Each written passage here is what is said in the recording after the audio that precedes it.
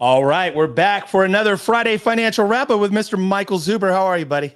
Man, I'm doing well. I got to see Dr. Jeff this week to go a little check in on my health, and we're at the 6 month mark, we've made some progress, but also I've got to make some changes, which is all good. Got about another 3.5% body fat to lose to get to sub 10, and we made a big dent. Right, we went from 34.8 to 13.5, but we got 6 months to whittle away at some more. So some more work ahead.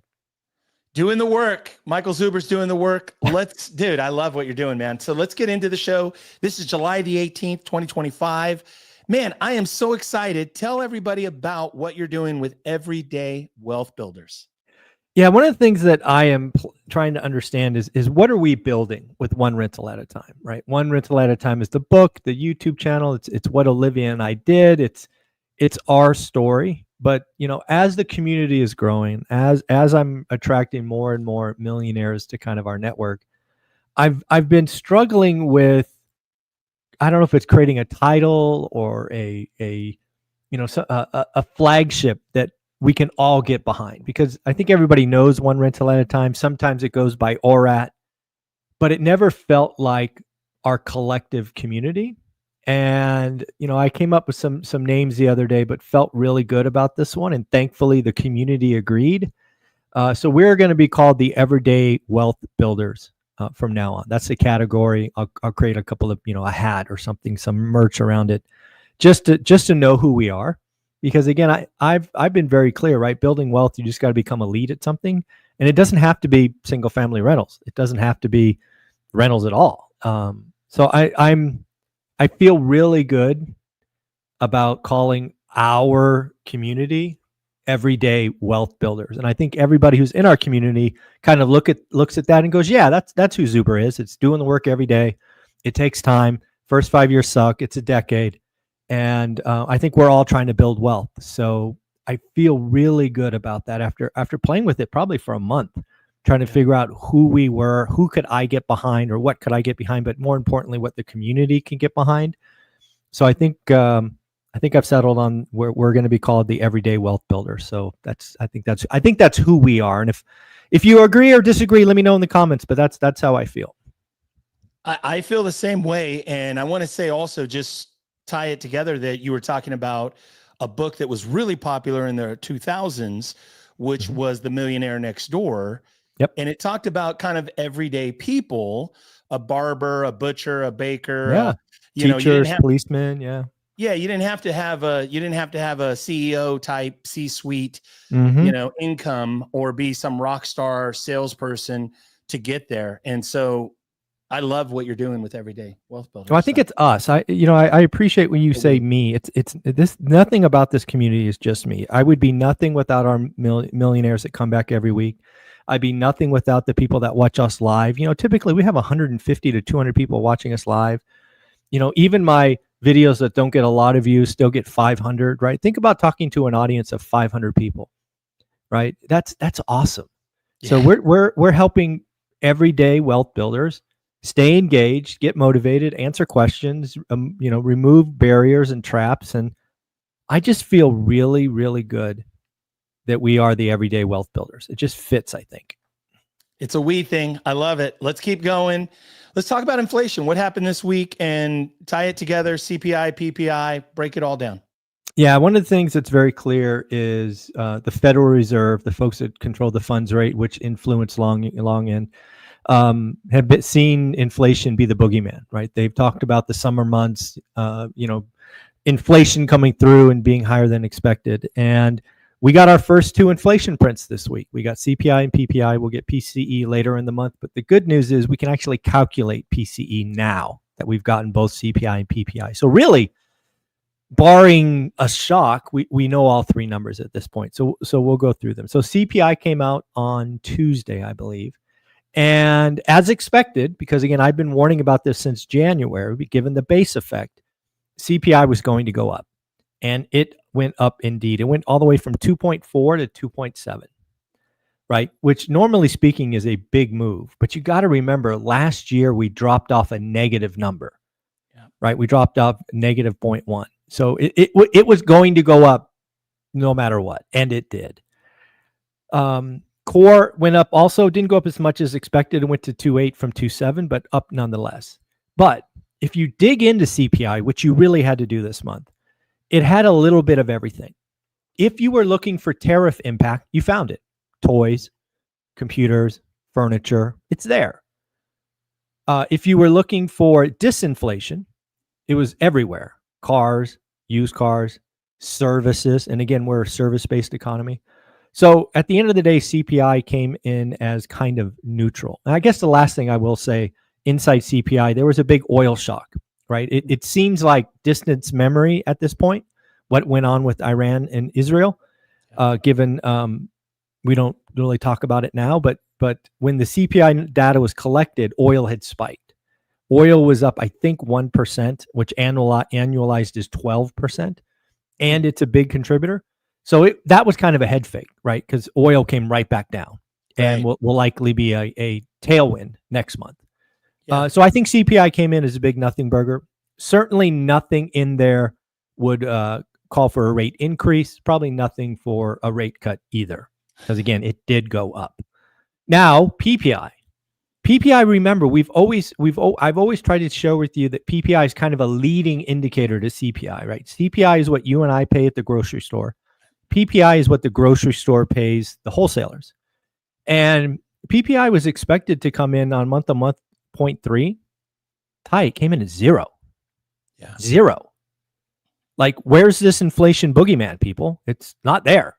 Yeah. Right? And the Federal Reserve's really got to figure themselves out, because this is the second month in a row where the threat of inflation did not come. So, and then lastly, we'll do PCE, because again, you can basically calculate PCE at this point. It's expected to go up, but again, it's basically because of the base effect, which we've been warning about since January. Yep. So again, the big tariff boogeyman, not here yet. That said, what does this mean for July? No rate cut. I think most of the Fed wants to see the August data. They want to see it. They have convinced themselves that tariffs are coming through, and it's long and variable lag nonsense, and inflation's coming, and they're not going to cut in July. They get the August data, then we go to September. So September is going to be definitely a live meeting, and there's a chance that cuts come through in September. But also, again, if August the boogeyman shows up, there's still a chance no cuts in 25, as we talked about last year. So that's what I got on inflation. It's interesting. I love your breakdown of, the base effect. You were talking about that. Didn't quite make sense to me back in January or when you're talking about it, but as it's unfolding, now it does make sense. The interesting thing too is that you called, and I just want to be clear, you called for no rate cut for the whole year, correct? I did. Yeah, I'm sticking with it. There's no reason to change at this point. There's no reason to change. Yeah, I mean, I see it, and it's great to be riding with you. So let's keep going. Let's talk about the Fed Beige Book. What is it, and what happened? Yeah, the Fed Beige Book is actually a report that, typically speaking, I don't really look at. It's basically a summary of all the 18 Fed districts across the country, which is really just kind of just an opinion of what's going on in the 18 districts. However, given that we are at an inflection point in the economy, the fact that tariffs and uncertainty and all of these things are rippling through, the Fed Beige Book was an important review. Most importantly, because last month's Fed Beige Book was freaking ugly, right? Everybody was batting down the hatches. Uncertainty was at the peak. People didn't know left, right, or center what was going on. And this month, the basic summary is, most districts are slightly positive. So one of the things I've been highlighting and was likely first and likely right, that uncertainty is clearing. Every day we get closer to July 20th, which is 2 days from now, which will be the 6-month mark where I warned you would be chaotic, and then then the light comes and we're almost there. So I do think uncertainty is clearing. It's funny. Both Delta Airlines and United Airlines said the same exact thing. Uncertainty is clearing. Consumers are getting active again in travel. So I think it is. I think the Fed Beige Book basically said uncertainty is clearing, which was nice validation. Interesting. Yeah, uncertainty is clearing. You've been talking about it. It's been a theme of this show for the last several weeks. Let's talk about weekly unemployment. And also, before you do the weekly unemployment, is unemployment going to be the thing that Jerome Powell makes his, whether he cuts or not? I mean, is that, talk about I think it all. unemployment. I think Logan Montashami has this picture or meme or whatever he sends around on Twitter, and I think he's right. Labor over inflation. Okay. I think what makes the Fed cut is weakening labor. That nothing will make, like, again, it's really weird, right? We were at 4.3 unemployment rate like 3 months ago. Now we're at 4.1. You're not cutting if the unemployment rate's going down. You can argue the data and all of that, and plenty of people do, but they're not going to cut it a 4.1 unemployment rate. They're going to cut it a 4.5, 4.6. I do think unemployment is what makes them move. Yes. Is there anything else that like with thoughts about weekly unemployment this week? And yeah, the weekly unemployment claims is important, right? We about 5 or 6 weeks ago, we were on a very negative trend. It went from 220 to 230 to 240, and I think peaked at 251. Now we've had 5 weeks the other way, and we're round tripped it right back to 221. So we're, as long as we're in the 220s, nothing to worry about. So we're right back there this week. Okay. We will keep an eye on it. Michael will keep an eye on it and let us know. I love the, let's keep going. Let's talk about U.S. retail sales. What happened this week? Retail sales was the most important metric of the week for me, even more than inflation, because again, the last month's retail sales was negative. It just highlighted that we were right, that the customer was sitting on their wallet. I had proposed last Sunday, kind of setting up the week, that retail sales was important because if I was right and uncertainty was clearing, you would see it in the retail sales numbers. And we saw it, right? Retail sales came in as a positive number. I think came in at 0.9. Expectations was 0.5. So better than expected, meaningfully better than expected. Also meaningfully better than X autos, right? Because autos sometimes can swing the number by themselves. So yeah, I think the fact that we called uncertainty peaking and the light getting closer and closer is proven to be the correct call again. And retail sales, said we were right. So retail sales came in above expectations. So is the consumer back alive and going, or would you say they're just starting to wake up? No, you got to remember where they were, right? We were afraid, uncertainty, World War III, right? Tariffs, inflation. We were scared. And all we're seeing now is we are less scared. This takes time to unwind because what happens is everybody can pucker up at once. Like when consumers get scared, we typically do it in mass.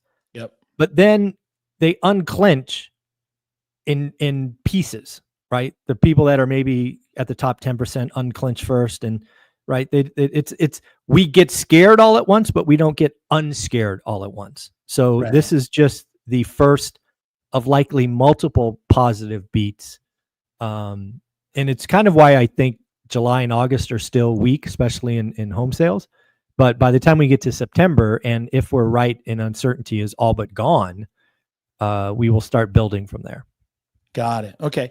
We're going to break it down. I have some follow-up questions on it, but I'll save it for the end.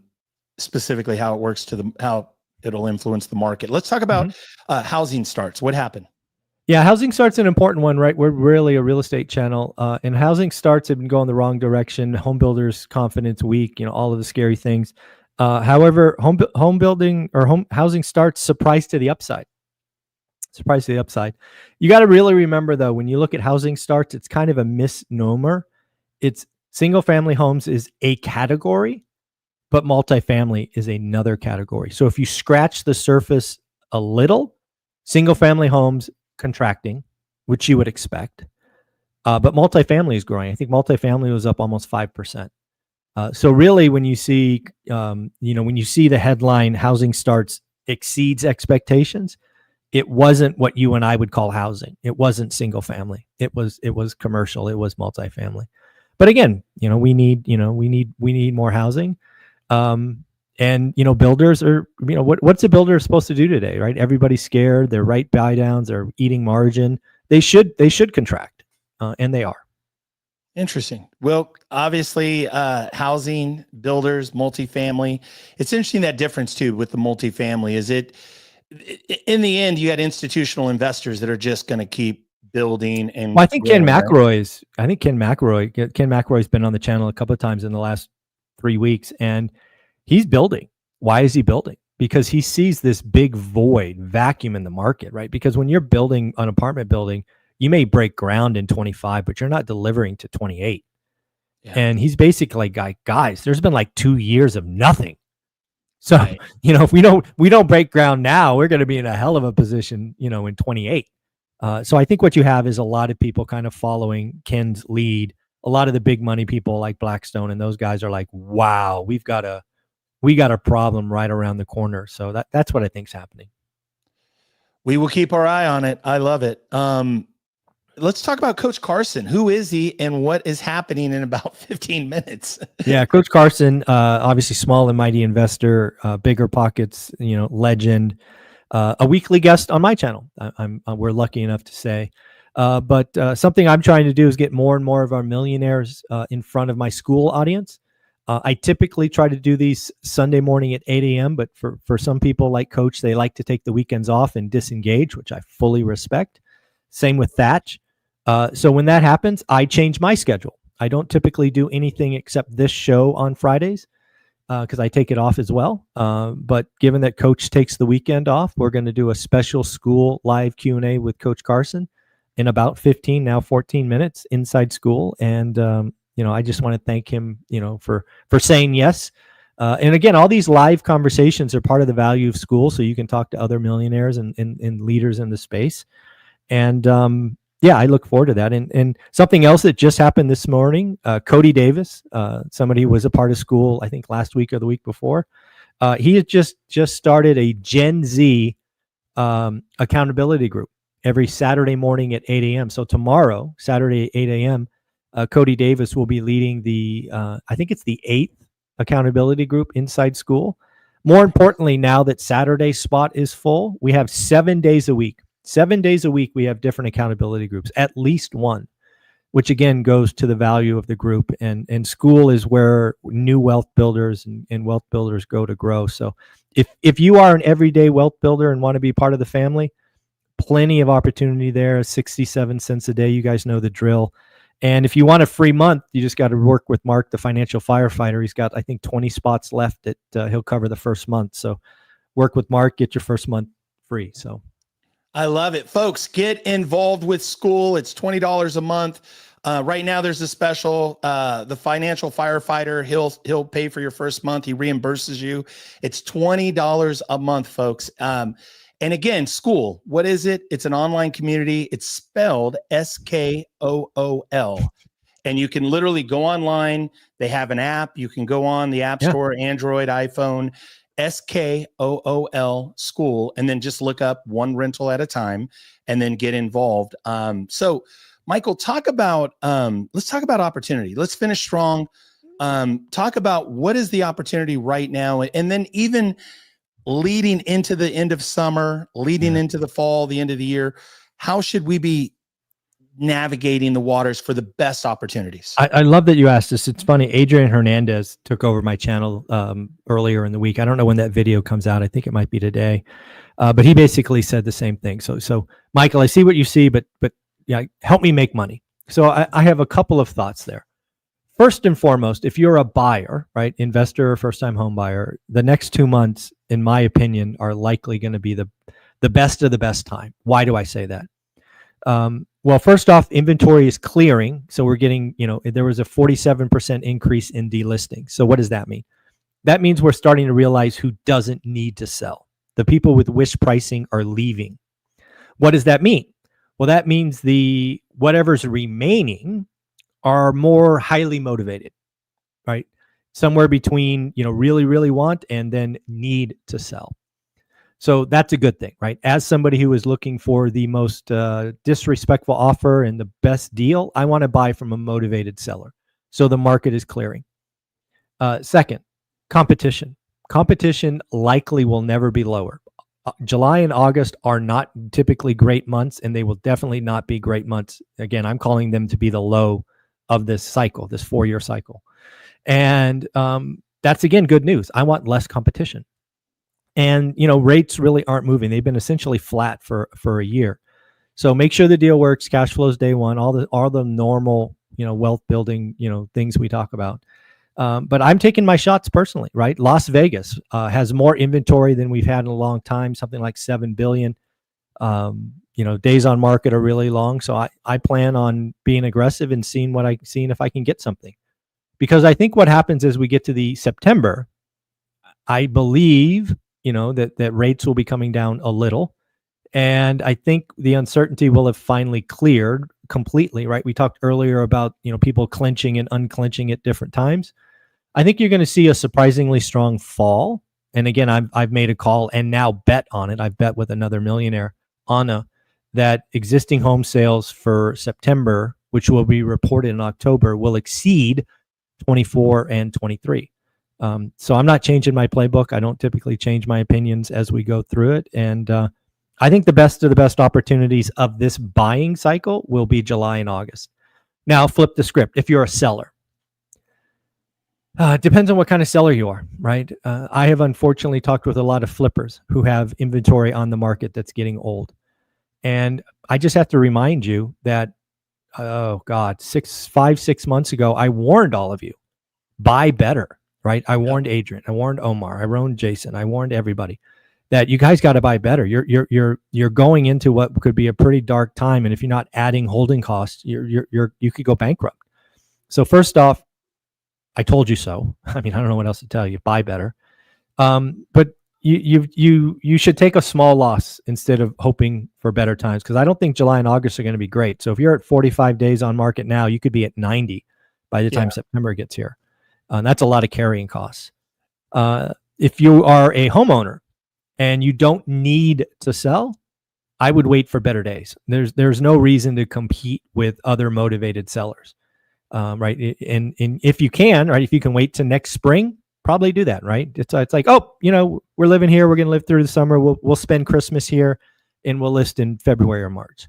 There's nothing wrong with that. But if you need to sell, one thing I would tell you to do is, especially if you're a seller or even a real estate agent, if you need to sell, I would see if you can offer some seller financing, right? Change up the description or the listing so that you get more eyeballs on it. Even if it's just like seller will carry 20% second or something, you got to start standing out. And don't only make it about price. I mean, learn something from the new home builders. Home builders are essentially selling on payment. I don't know why existing homeowners don't try to do the same thing with some version of seller financing. So that's my advice is it's better to be a buyer today than a seller for sure. Words of wisdom, lots of actionable, I'm taking notes even too, just thinking about some sellers that, we have some inventory that's not moving. So well said too about better margins, right? Buy with better margins. That way you can just drop your price and get the thing moved and still make money. So very good. Do you see that in terms of the interest rates, just again, staying flat for the remainder of the year? That's what I'll call. I mean, so put it in, I mean, it'll be plus or minus 15 basis points. That'd be like an eighth, maybe a quarter at the Do we get to 6.5? Well, I think some owner occupants are already there, right? Good credit, good down. I think you can get a 6.5. But when you talk about average, no. Okay. I don't think so. Okay. And then also with the Fed, something has to happen. Something would have to break in order to get the Fed to unemployment rate to 4.5 gets them to cut. More than just political pressure, because that's all we're seeing right now is political pressure, right? I cannot fathom the Fed cutting because of political pressure. One of their selling points is independence. Okay. Take it for what you will. Are the 18 Fed basically division heads, is it split? Is it 9 and 9? Some say cut, some say don't. No, if I were to guess, I do think Michelle Bowman and Waller will ask for a July cut. So there's 2. I think most of them, so I'll call it 16 plus Powell 17, because it's 18 plus Powell for 19. I'm going to go with 17. Basically, I think everybody wants to talk September. That's the first real live meeting. I don't think July is really a live meeting, even though they say it will be. I don't think it is. I think they're going in with their mind already made up. Last thing, you got to run. I do too. everybody, a lot of headlines. Trump's going to fire Jerome Powell. I got to tell you, if that happened, we in the real estate industry would immediately be in a lot of pain, more Not a pain good than we thing, are now. right? Oh, it would be horrible. People that are saying like, oh, this is going to happen and it's a good thing, and then rates are going to come down on the 30-year mortgage. It's not. No, so what happened is the yield curve will steepen. The short end, where the Fed has influence, will go down, but the bond vigilantes would rip the long end higher. And I'm not talking a little higher. I'm talking a lot higher. It makes the U.S. economy look, what the hell's going on there? They don't have their stuff together. Foreign investment basically says we're not buying right now. That's basically the essence of it. Is that it? I mean, so I think the 10-year Treasury last traded at, let's call it 4.5, just for a nice round number. The 10-year Treasury within a week of Powell getting fired could be 6. There you go, folks. Be careful what you wish for. The opportunity is buy better. It's not pray for better rates. It's buy better. Michael, thank you for all the work you do. We'll see you in school. There you go. Take care. Later.